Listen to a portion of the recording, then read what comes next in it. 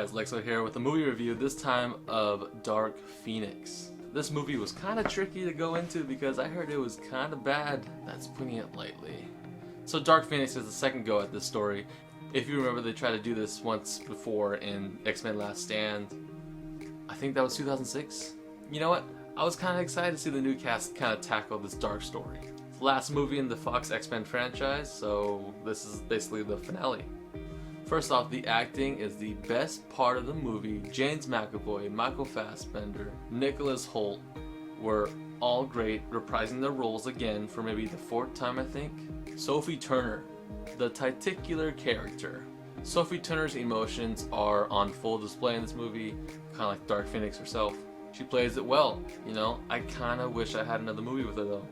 I love seeing all the X-Men's powers on screen. Storm with summoning lightning down and then hitting somebody with it. Cyclops just zapping everyone away with his blast. Like, I don't know what he's doing, but he's zapping people. It's fun to watch. The last climactic scene of the movie takes place on a train, but you get really good action with Beast, Cyclops, Storm, Magneto, Nightcrawler. All of them had great stuff to do, great moments to shine. The overall Dark Phoenix theme that was playing throughout the movie at the beginning, in the middle, the end, great, really strong. But then the strong stops there. This is the second time this studio has tried to do this arc with this character. Problem is, you can only do the arc if there's an actual arc. They never once explored the character of Jean. She's kind of just a walking insecurity. Like, it's fine for a few scenes where like, oh, be careful, don't piss her off. She's pissed off. Don't piss her off. She's pissed off. You need to dig deeper with this character. There's a lot going on in there, but all we see is just she's hulking out. I just feel like if she was explored more, there would be a better payoff, or at least the climactic scenes would feel like they were more earned than what we got. I just think these characters needed more time, honestly, because a lot of the younger X-Men, you only get to see them like in Apocalypse, and you don't really get to see them that much besides Quicksilver. So like Storm, Jean, and Cyclops, you don't really know who they are yet. I mean, you know what they do, like you know what their powers are. I mean, most of us kind of have background knowledge of who these characters are or who they're supposed to be because we follow along with books or movies or whatever. I just think they need a little more time. Maybe another movie. Speaking of them needing more time, that reminds me of another thing that Sophie Turner was recently in.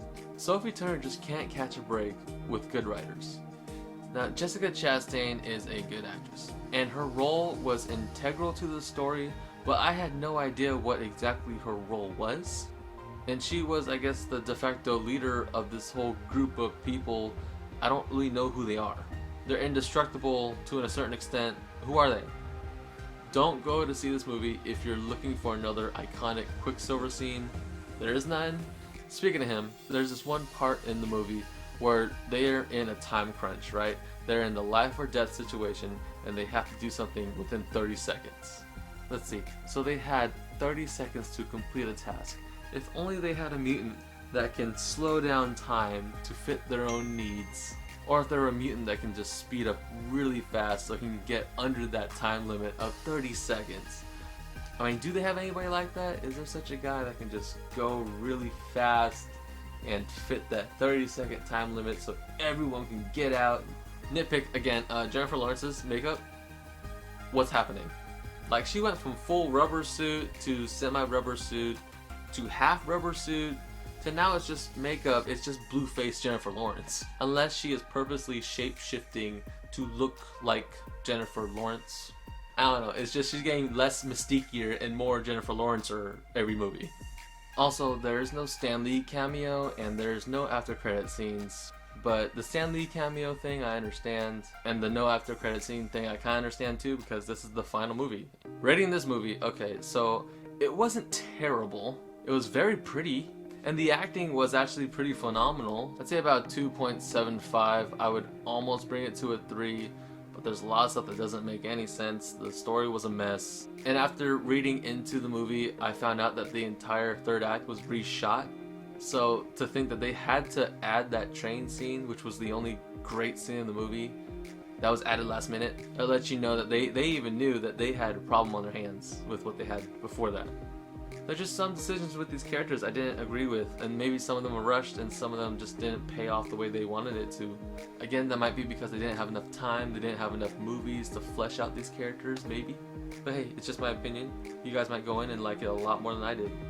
I just really wanted a lot more because I love a lot of Marvel movies. Come on now. That's going to be it for me, you guys. And don't forget to like and subscribe if you want to see more content just like this one. And as always, you guys take care, and I'll see you all a little bit later.